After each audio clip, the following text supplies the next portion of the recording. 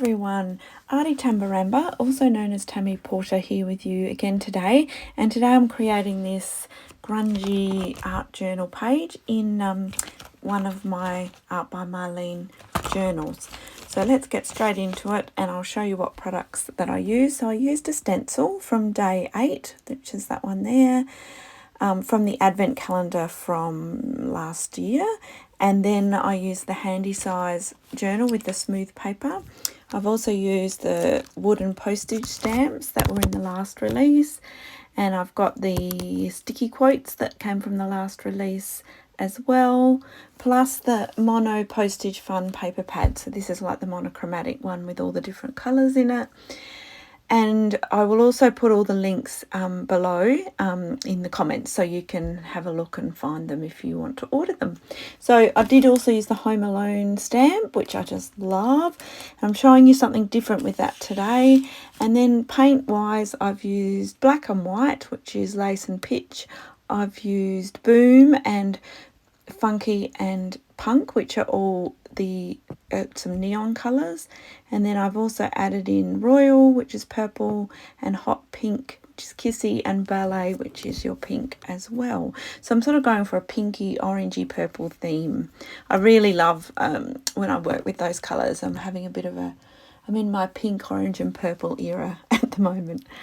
So what I've done is I've just grabbed out of those mono postage paper pad just a strip of pink, a strip of orange and a strip of purple. I end up not using the purple, but that's okay. I'll use it somewhere.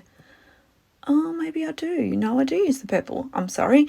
I actually turn it over and use the back of the purple because I felt like there was a lot going on on the page. So I've simply just torn off some strips and adhered them using the sticky glue. And then I've sort of worked around that to bring in, that's kind of my jumping off point, and then to bring in a bit of a background.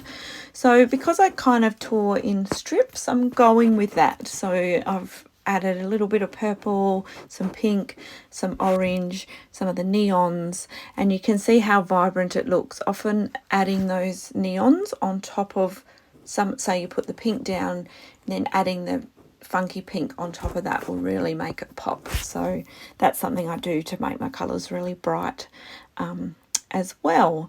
So kind of just left the bottom. I wanted a little bit of a white space and I wanted to sort of have some drippy paint coming down.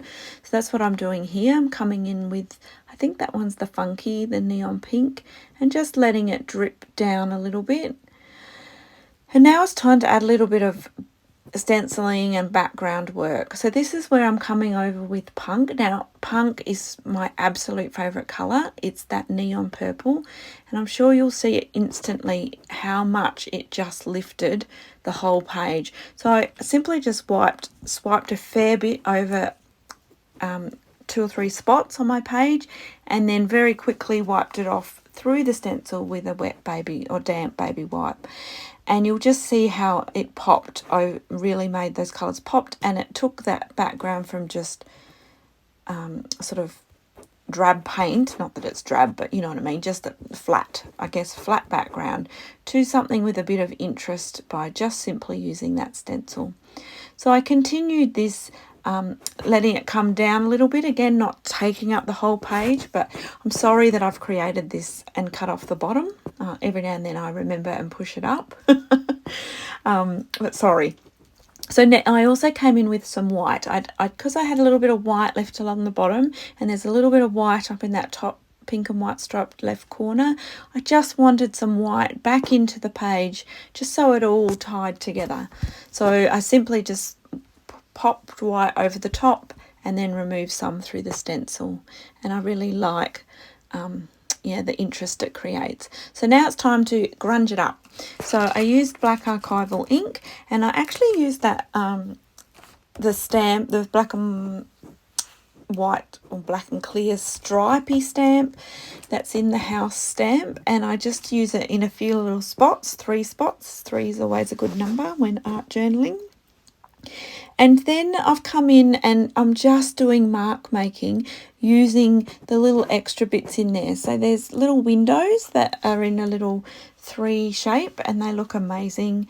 And I thought that will be a perfect background. So look at your stamps a little bit differently. There's also a house, the bottom of a house in that stamp set that has script on it.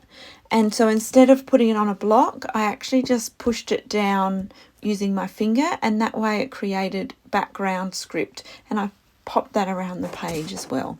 There's also a spot in a circle in there that could become a window, so I used that with the Kissy paint and did a few throughout the page. And then I also did the same with the heart with black and sort of clustered them in 3 spots on the page, and that just creates that movement down the page. So you'll see the hearts aren't in a line, they're more in a cluster. So there's 1, 2, 3. So I hope all that makes sense. Then I added a little bit of that deep purple, that really deep violet, just gives that bit of oomph, last bit of oomph to the background. So I just coloured in a few little spots, let a little bit drip down the page, and then I was really happy with how that looked. So to create more background, I did come in with the wooden postage stamps with a couple of designs in there and stamped them randomly.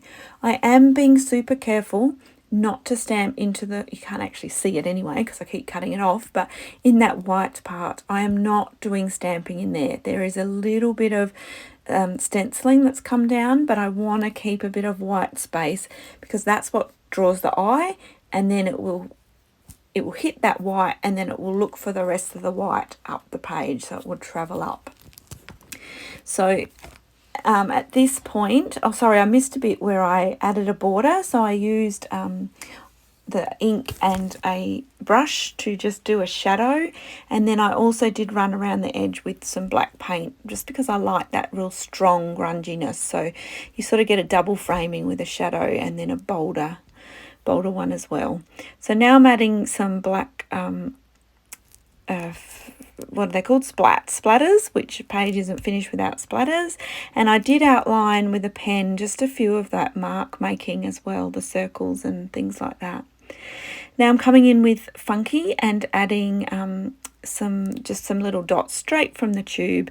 And the part I haven't mentioned is I grabbed a few postage stamps from the sticky quotes, and I also added a quote, and it says, "You know you are dieting when postage stamps taste good." So that just made me giggle, and I thought, oh, I've got to add a few little postage stamps. And as I've said, the white of the quote and the focal point of those stamps really draws the eye into the page. So I'll leave you with lots of close-ups. I hope you can see all the grungy fun in the background. Thanks so much for joining me. I would love to know that you stopped by, so leave me a comment and I'll be back again soon. Bye.